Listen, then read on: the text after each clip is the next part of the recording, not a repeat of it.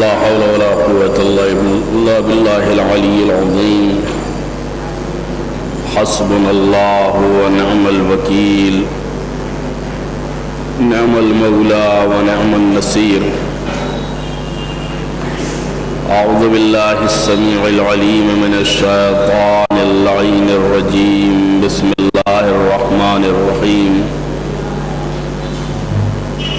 الحمد لله رب العالمين، والصلاة والسلام على رسوله الكريم وآله الطيبين الطاهرين المعصومين المظلومين الذين أذهب الله عنهم الرجس وطهرهم تطهيرا.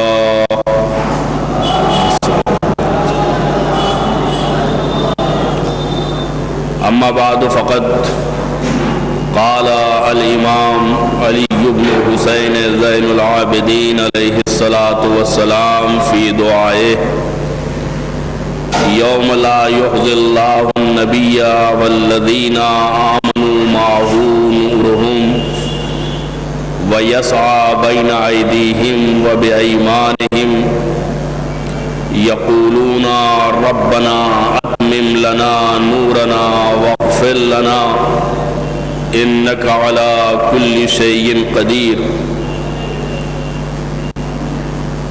اس دن جب خدا اپنے رسول اور ان لوگوں کو جو اس پر ایمان لائے ہیں رسوا نہیں کرے گا، بلکہ ان کا نور ان کے آگے آگے اور ان کے دائیں جانب چلتا ہوگا،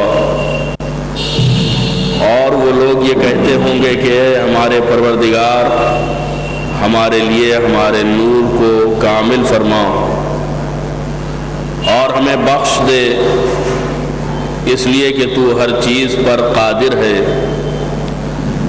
فما عذر من اغفل دخول ذلك المنزل بعد فتح الباب واقامت الدلیل. تو اب جو اس گھر میں داخل ہونے سے غفلت کرے جبکہ دروازہ کھولا جا چکا ہے اور رہبر مقرر کیا جا چکا ہے، تو اس کا عذر و بہانہ کیا ہو سکتا ہے؟ وَأَنْتَ الَّذِي زِدْتَ فِي الصَّوْمِ عَلَى نَفْسِكَ لِعِبَادِكَ تُرِيدُ رِبْحَهُمْ فِي مُتَاجَرَتِهِمْ لَكَ وَفَوْزَهُمْ بِالْوِفَادَةِ عَلَيْكَ وَالزِّيَادَةَ مِنْكَ. تو وہ ہے جس نے اپنے بندوں کے لیے لین دین میں اونچے نرخوں کا ذمہ لے لیا ہے، اور یہ چاہا ہے کہ وہ جو سودا تجھ سے کریں اس میں انہیں نفع حاصل ہو اور تیری طرف بڑھنے اور زیادہ حاصل کرنے میں کامیاب ہوں. امام سجاد علیہ السلام کی وداع ماہ مبارک کے تعلق سے یہ دعا، جس کے جملے میں نے آپ کے سامنے تلاوت کیے، خود اپنے دامن میں جو تربیتی مزاج رکھتے ہیں اس میں وہ افراد کہ جو ایمان لائے ہیں، جن کے آگے پیچھے نور احاطہ کیے ہوئے ہے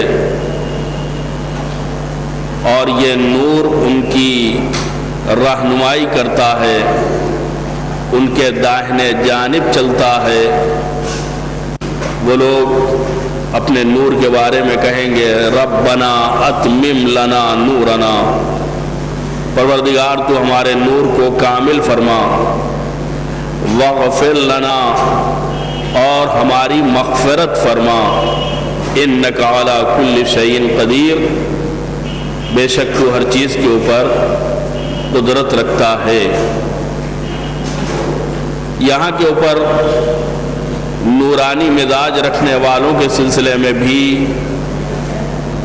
مغفرت کی طلب کا ایک تصور پایا جاتا ہے. ایک گھر سے تشبیہ دیتے ہیں کہ جس کا دروازہ کھولا جا چکا ہے اور جس کے لیے رہبری مقرر کی جا چکی ہے، اب اس گھر میں، اس منزل میں داخل ہونے میں کون سا عذر انسان کے سامنے آتا ہے؟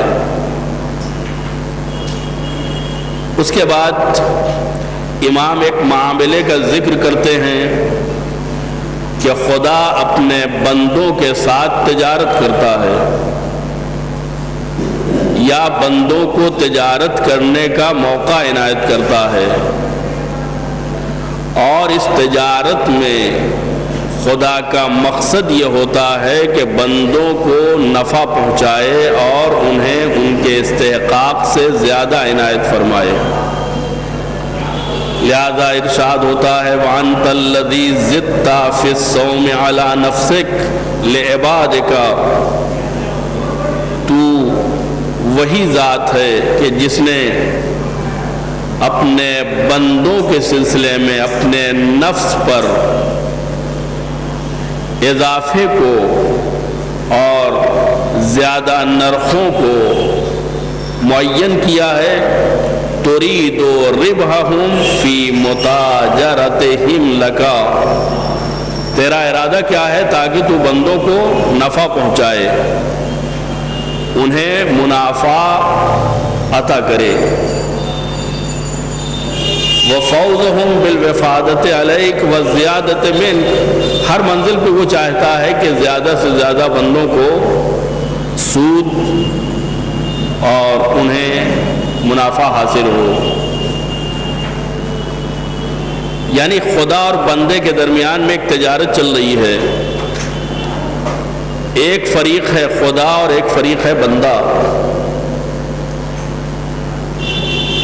دو پارٹنر ممکن ہے ایک دوسرے کے خیر خواہ نہ ہوں، لیکن جب خدا کسی بندے کو تجارت میں شریک کرتا ہے تو اس کا مزاج یہ ہے کہ وہ اپنے بندے کو فائدہ پہنچانا چاہتا ہے۔ چنانچہ ایک تجارت وہ ہے جو شب ہجرت ہماری نگاہوں کے سامنے آتی ہے، وَمِنَ النَّاسِ مَن يَشْرِي نَفْسَهُ ابْتِغَاءَ مَرْضَاتِ اللَّهِ وَاللَّهُ رَءُوفٌ بِالْعِبَادِ۔ من الناس من یشری، لوگوں میں کچھ افراد ایسے ہیں کہ جو اپنے نفس کو دے دیتے ہیں اور اس کے عوض میں خدا کی رضا کو حاصل کر لیتے ہیں۔ یہ بھی ایک طرح کا معاملہ ہے، یعنی اپنے نفس کو خدا کے حوالے کرنا اور خدا کی مرضی کو خود لے لینا، یہ ایک طرح کی تجارت ہے، اور ایسی تجارت ہے کہ جس سے بڑی تجارت کا امکان نہیں ہے۔ اس لیے کہ انسان جو منزل عبودیت میں قدم رکھتا ہے اس کی پوری کوشش اس بات کی ہوتی ہے کہ وہ آخرت میں اپنی نجات حاصل کرے اور نتیجے میں اسے جنت حاصل ہو جائے۔ وہ یہ چاہتا ہے کہ جہنم کی آگ سے محفوظ رہے، وہ یہ چاہتا ہے کہ جنت کی نعمتوں سے بہرہ مند ہو جائے۔ تو ایک انسان جو نماز پڑھ رہا ہے، روزے رکھ رہا ہے، یا اس دنیا میں کار خیر کر رہا ہے، تو اس کی پوری کوشش صرف اس بات کے محور کے اوپر گھومتی ہے کہ اسے جنت مل جائے یا جہنم سے نجات مل جائے۔ لیکن ایک بندہ وہ بھی ہے جو جنت اور جہنم سے بالا تر، جنت اور جہنم سے مافوق اللہ کی مرضی کا سودا کرتا ہے۔ خدا نے نفس خریدا ہے اور اپنی مرضی دی ہے، بندے نے نفس دیا ہے اور خدا کی مرضی حاصل کی ہے۔ اب آپ خود تصور کر سکتے ہیں کہ جن کا مقصد جنت ہے ان کی نگاہ میں وہ بلندی اور وہ آفاقیت نہیں پائی جاتی ہے کہ جن کا مقصد پروردگار کی رضا اور معبود کی خوشنودی حاصل کرنا ہے۔ جو لوگ جنت حاصل کرنا چاہتے ہیں ان کو یقیناً جنت مل جائے گی. جنت کوئی بہت بڑی بات نہیں ہے. خدا نے بندوں ہی کے لیے، اپنے اطاعت گزاروں ہی کے لیے بنائی ہے. اگر وہ اپنے بندوں کو نہیں دے گا تو پھر کس کے لیے یہ جنت بنائی ہے اس نے؟ لیکن کچھ افراد وہ ہیں کہ جن کا مطمع نظر جنت نہیں ہے، بلکہ ان کا مطمع نظر خوشنودی رب العالمین ہے، رضائے پروردگار ہے. مالک، میری نگاہ میں جنت کی کوئی حیثیت نہیں ہے، جہنم کی کوئی حیثیت نہیں ہے. نہ میں تیری عبادت جنت کے شوق میں کرتا ہوں اور نہ جہنم کے خوف سے کرتا ہوں، بلکہ تجھے عبادت کے لائق سمجھا ہے، عبادت کے لائق پایا ہے، اس لیے تیری عبادت کرتا ہوں. یہ اس بندے کا قول ہے کہ جس نے شب ہجرت اپنے نفس کا سودا کر کے خدا کی مرضی حاصل کر لی ہے، اور یہ سودا اتنا کارگر ہوا، اتنا مکمل ہوا کہ لوگ مولا کائنات حضرت علی ابن ابی طالب علیہ السلام کے اوپر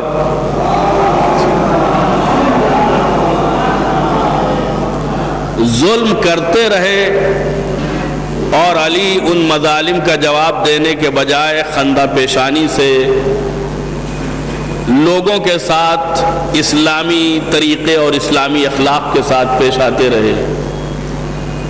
لوگ یہ سمجھ رہے تھے ہم علی کے اوپر مظالم ڈھا رہے ہیں، لوگ یہ سمجھ رہے تھے کہ ہمارا ظلم نفس علی پر ہو رہا ہے. لیکن اگر سودا مکمل ہو گیا ہے، علی نے اپنا نفس خدا کے حوالے کر دیا ہے، تو یہ علی کے نفس پر ظلم نہیں ہو رہا ہے بلکہ اللہ کے نفس پر ظلم ہو رہا ہے. اور اگر یہ سودا مکمل ہو گیا ہے تو رضائے پروردگار اب یہ صرف رضائے پروردگار نہیں ہے، بلکہ ایک بندہ بھی اس رضا کا حقدار ہے. اس لیے کہ تجارت ہوئی ہے، نفس دے کر کے مرضی الہی کو حاصل کیا ہے، اور خود قرآن نے اس تجارت کے شرائط کو اور اس کی باریکیوں اور دقت کو ہمارے سامنے ہمیشہ رہنے والی کتاب میں پیش کیا ہے. لہذا اب اگر علی کے گلے میں رسن دیکھی جاتی ہے یا علی کے حق کو نظر انداز کیا جاتا ہے یا ان کی فضیلت اور منزلت کو اغماس کی نگاہ سے دیکھا جاتا ہے تو یہ علی کا نقصان نہیں ہے، اس لیے کہ علی اپنا نفس خدا کے حوالے کر چکے ہیں اور خدا کی سرپرستی میں دے چکے ہیں، اس کی ملکیت میں دے چکے ہیں. اب یہ مظالم ہونے والے جو ہیں یہ علی کے اوپر نہیں ہو رہے ہیں بلکہ اس بندے کے اوپر ہو رہے ہیں کہ جو خدا کی ملکیت ہے. شاید یہی وجہ ہے کہ جب غدیر خم میں مولا کائنات کی ولایت کا اعلان ہوا اور ایک شخص جس کا نام نعمان ابن ثابت فہری ہے، اس کی حلق سے یہ معاملہ نہیں اترا اور اس نے اعتراض کیا، پیغمبر آپ نے ہم پر نماز کو واجب کیا، ہم نے پڑھ لیا، آپ نے روزے کو واجب کیا، ہم نے رکھ لیا، آپ نے زکوٰۃ و خمس کو ہم پر واجب کیا، ہم نے ادا کر دیا، آپ نے حج واجب کیا، ہم وہ حج کر کے آپ کے ساتھ آ رہے ہیں، آخر پھر بھی آپ کو چین نہ پڑا اور آپ نے اپنے چچا زاد بھائی اور داماد کو ہمارے اوپر حاکم اور مولا بنا دیا. یہ بتائیے یہ کام آپ نے اپنی طرف سے کیا ہے یا خدا کی طرف سے کیا ہے؟ حضرت فرماتے ہیں کہ یہ کام خدا کی طرف سے ہے، اس لیے کہ نبی اور رسول اپنے مزاج سے اور اپنی پسند اور اپنی مرضی سے کوئی کام کر ہی نہیں سکتے ہیں. جو وحی الہی کا اشارہ تھا وہی ہمارا عمل. وہ کہتا ہے کہ پروردگار اگر تیرا نبی سچ کہہ رہا ہے اور اس نے تیری مرضی سے علی کو ولی بنایا ہے، حاکم بنایا ہے، مولا بنایا ہے، جانشین بنایا ہے، تو پھر تو آسمان سے میرے اوپر پتھر برسا یا مجھ پر عذاب علیم نازل فرما۔ تاریخ نے دیکھا اور روایات نے نقل کیا کہ ابھی وہ اپنے اونٹ اور اپنی سواری تک نہیں پہنچ پایا تھا کہ آسمان سے ایک پتھر اس کے سر پہ گرتا ہے جو اس کے بدن کو چیرتا ہوا زمین کے اوپر پہنچ جاتا ہے۔ سوال یہ پیدا ہوتا ہے کہ آخر کس چیز نے عذاب علیم نازل کرنے کے اوپر خدا کو آمادہ کیا؟ خدا اس پتھر کے نازل کرنے سے یہ بتانا چاہتا ہے کہ جس کا معاملہ ہے یہ اس کا معاملہ نہیں ہے بلکہ میرا معاملہ ہے، اور میں اپنے معاملے میں کسی قسم کی تسامح اور کسی قسم کی سہل انگاری کو برداشت نہیں کر سکتا۔ ادھر علی کی ولایت سے انکار کرنے والا پتھر کے عذاب کا شکار ہو جاتا ہے، اور گویا خدا انڈائریکٹ یہ بتانا چاہتا ہے کہ جو علی کی ولایت کا انکار کرتے ہیں ان کا انجام کیا ہونے والا ہے، ان کا نتیجہ کیا نکلنے والا ہے۔ اس لیے کہ انہیں رسول نے خود اپنی مرضی سے نہیں بنایا ہے، ہم نے رسول سے کہا ہے بلغ ما انزل الیک من ربک فَإِن لَمْ تَفْعَلْ فَمَا بَلَّغْتَ رِسَالَتَهُ، آپ وہ حکم پہنچا دیجئے جو خدا نے آپ پر اس سے پہلے نازل کیا ہے، اور اگر آپ نے یہ نہ پہنچایا تو پھر فَمَا بَلَّغْتَ رِسَالَتَهُ، رسالت کا کوئی حکم بھی آپ نے نہیں پہنچایا۔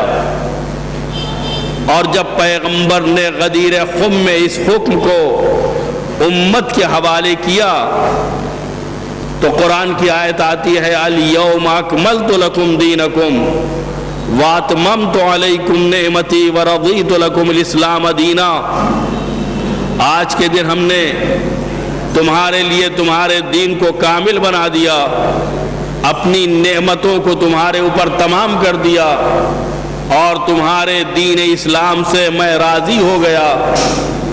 یہاں بھی رضائے پروردگار کا اعلان ہے، لیکن کس وقت؟ جب علی کی ولایت جو غدیر خم میں آخری مرحلے کے اوپر ہے اس کو ماننے کے بعد انسان خدا کا مطیع و فرما بردار اپنے آپ کو ظاہر کرتا ہے، رضیت لکم الاسلام دینا، میں ایسے اسلام سے راضی ہو گیا۔ اس کا مطلب کیا ہوا کہ اگر بغیر ولایت کے اسلام ہو تو خدا اسلام سے راضی نہیں ہوتا، جب بغیر ولایت کے اسلام سے راضی نہیں ہوتا تو پھر بغیر ولایت کے مسلمان سے کیسے راضی ہو سکتا ہے؟ لیکن وہی علی جس کی ولایت اور جس کے وصایت و جانشینی کا اقرار ایمان کی تکمیل کا باعث ہے، اور دعوت ذوالعشیرہ میں توحید و نبوت و معاد و عدل و قیامت کا اعلان بعد میں ہوتا ہے اور علی کی وصایت و جانشینی کا اعلان پہلے ہوتا ہے، وہی علی امت کے مظالم کا شکار ہیں۔ میرے پاس وقت نہیں ہے کہ میں تفصیل سے آپ کی خدمت میں وہ تمام ستم اور وہ تمام مظالم ترتیب وار آپ کی خدمت میں عرض کروں، لیکن ایک جملہ کہہ کے اپنے بیان کو آگے بڑھانا چاہتا ہوں کہ علی جس وقت ضربت ابن ملجم کا شکار ہوتے ہیں اس وقت صرف علی نہیں ہیں بلکہ عالم اسلام کے خلیفہ اور گویا خلیفہ راشد بھی ہیں، صرف ہمارے پہلے امام نہیں ہیں بلکہ مسلمانوں کے چوتھے خلیفہ بھی ہیں۔ ایک صاحب منصب جانشین پیغمبر جسے مسلمانوں نے خود اپنی مرضی سے منتخب بھی کیا ہے، اگرچہ ہم خلیفہ اور جانشین کے انتخاب کے سلسلے میں امت کی مرضی یا امت کے انتخاب کو معتبر نہیں جانتے ہیں، اس لیے کہ امام، نبی، وصی، جانشین، خلیفہ، رسول، یہ سب کچھ خدا کی طرف سے معین ہوتا ہے. امت کو نہ بنانے کا حق ہے نہ اس کے منصب کو چھیننے کا حق ہے. لیکن جس امام کو ہم منصوص من اللہ مانتے ہیں، اس امام کو چوتھے مرحلے کے اوپر مسلمانوں نے آپس میں مل کر کے خلیفہ رسول بنایا ہے. یعنی علی اس صاحب منصب کا نام ہے کہ جو خدا کی طرف سے بھی منصوب من اللہ ہے اور امت نے بھی اس کی خلافت کا اقرار کیا ہے. یعنی ہر چار طرف سے اعتبار قائم ہو گیا علی کی خلافت اور جانشینی کے لیے. جو مسلمانوں کا خلیفہ چہارم، اس کا اقتدار کتنا ہونا چاہیے، اس کی محبت لوگوں کے دل میں کتنی ہونا چاہیے. لیکن حالات کیسے ہیں کہ جب 19ویں ماہ مبارک کو آپ کے سر پہ ضربت لگتی ہے، ایک دن کا فاصلہ بیچ میں گزرتا ہے، اور شب 21 میں ہمارا اور آپ کا امام زہر کا جو اثر ہے اس کو برداشت نہ کر کے اس کائنات فانی سے کوچ کر جاتا ہے، تو حالات ایسے نہیں ہیں کہ امام کا جنازہ ملأ عام کے اوپر لایا جائے اور مسلمان اسے دھوم کے ساتھ اٹھا کر کے لے جائیں اور سپرد خاک کریں. تاریخ بتاتی ہے کہ رات کے سناٹے میں گھر والوں نے غسل و کفن دینے کے بعد علی کو نجف کی وادی میں سپرد خاک کر دیا. مجھے اور کچھ نہیں کہنا، صرف ایک سوال کرنا ہے کہ آخر وہ کون سے حالات تھے جس کی بنیاد کے اوپر مسلمانوں کا ایک عظیم رہنما اور خلیفہ راشد اور خلیفہ رسول انتہائی مظلومیت کے ساتھ رات کی تاریکی میں سپرد خاک کیا جا رہا ہے. کس بات کا ڈر ہے؟ کن لوگوں سے خوف ہے؟ کیا وہ مسلمان ہیں جن سے اس بات کی امید کی جا رہی ہے کہ وہ قبر کھود کر کے علی کی میت کے ساتھ اور ان کے جنازے کے ساتھ بے حرمتی کا مزاج اپنائیں گے؟ کیا خلیفہ رسول کے ساتھ یہ عمل جائز ہے؟ اور صرف یہی نہیں کہ علی کی میت کو رات کی تاریکی میں چاہنے والوں نے، بہت ہی گنے چنے افراد نے اپنے کاندھوں پر اٹھایا اور لے جا کر کے نجف میں اس قبر میں دفن کیا جو جناب نوح نے مولا کائنات کے لیے بنائی تھی. بلکہ اس سے پہلے بھی اگر دیکھا جائے تو پیغمبر کی وفات کے 75 دن کے بعد یا 90 اور 95 دن کے بعد رسول کی ایک لوتی چہیتی بیٹی کے ساتھ جو حالات پیش آئے ہیں، ان کا جنازہ بھی رات کی تاریکی میں اٹھا تھا. اور آج تک مسلمانوں کو یہ معلوم نہیں ہے کہ ان کی قبر جو ہے وہ جنت البقیع میں ہے یا منبر اور محراب کے درمیان میں ہے یا خود فاطمہ کے حجرے میں ہے. نہیں معلوم.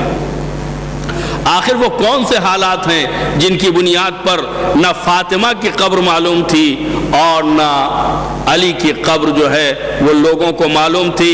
ہارون رشید کے زمانے میں اگر شکار کا مسئلہ پیش نہ آتا تو شاید اب تک علی کی قبر جو ہے وہ لوگوں کی نگاہوں سے پوشیدہ رہ جاتی، اس لیے کہ حالات ہی ایسے نہ تھے کہ جس کی بنیاد کے اوپر یہ قبریں ظاہر کی جاتی. عزیزو، ممکن ہے کوئی یہ کہے کہ اہل بیت نے بیجا مصلحت کی بنیاد کے اوپر میتوں کو چھپایا ہے یا رات کی تاریکی میں انہیں دفنایا ہے، لیکن ایک جنازہ علی کے بعد اٹھایا جا رہا تھا رسول کے بازو میں دفن کرنے کے لیے. ہم نے دیکھا، تاریخ کی نگاہوں نے دیکھا کہ جنازے کا احترام تو ہر مذہب میں واجب ہوتا ہے. ہر مذہب جو والے جو ہیں وہ کم سے کم میت کا احترام کرتے ہیں، لیکن لیکن تاریخ کی نگاہوں نے دیکھا کہ حسن کے جنازے کے اوپر تیر برسائے گئے اور جسم میں تیر پیوست ہو گئے، اور اس سے زیادہ درندگی اگر دیکھنا ہے تو کربلا کے میدان میں فرزند رسول الثقلین 3 دن کا بھوکا پیاسا شہید کر دیا جاتا ہے، اور اس کے جسم اطہر کو درمیان میں رکھنے کے بعد ادھر کے گھوڑے ادھر اور ادھر کے گھوڑے ادھر لائے جاتے ہیں، اور بیچ میں حسین کا لاشا پامال ہو جاتا ہے۔ آخر ان کا قصور کیا ہے؟ ان کی غلطی کیا ہے؟ اہل بیت طاہرین کی آخر کوتاہی کیا ہے؟ یہ صرف رسالت کے رشتے کی بنیاد کے اوپر مورد ظلم و ستم قرار پائے ہیں۔ گویا آواز دی جا رہی ہے اور بتایا جا رہا ہے کہ جو بغض و حسد رسول سے تھا وہ رسول سے نہیں نکال سکے تو آل رسول سے نکالا گیا ہے۔ آج اس عظیم الشان امام کی شہادت کی تاریخ ہے کہ جس نے کائنات کو انصاف اور عدل و دادگری کا سبق سکھایا تھا، اور جس نے وسعت ذہن اور وسعت صدر کا سبق سکھایا تھا، آج اس کی شہادت کی تاریخ ہے۔ عزیزو، اتنا عظیم دن جو عاشور سے کم نہیں ہے، جو عاشور سے کسی طرح کم نہیں ہے، آج ہمارا امام ہم سے جدا ہوا۔ آج رسول کا خلیفہ بلا فصل ہم سے جدا ہوا ہے، اور ہم اس کی سرپرستی سے محروم ہو گئے ہیں۔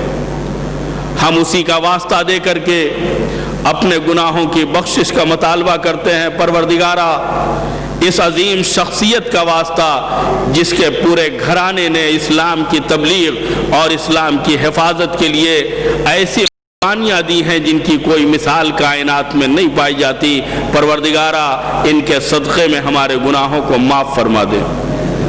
مالک، ماہ مبارک رمضان کے آخری ایام ہیں، یہ ایام ہمارے ہاتھوں سے جا رہے ہیں، نہیں معلوم آئندہ سال ہمیں یہ مبارک دن نصیب ہوں گے یا نصیب نہ ہوں گے۔ پروردگارا، اپنی عنایتوں کو ہمارے شامل حال فرما، اور آئندہ سال کے ماہ مبارک کو ہمارے نصیب میں قرار دے، اور اگر آئندہ سال کا ماہ مبارک ہمارے نصیب میں نہ ہو تو یہی ماہ مبارک ہمارے لیے بابرکت بنا دے۔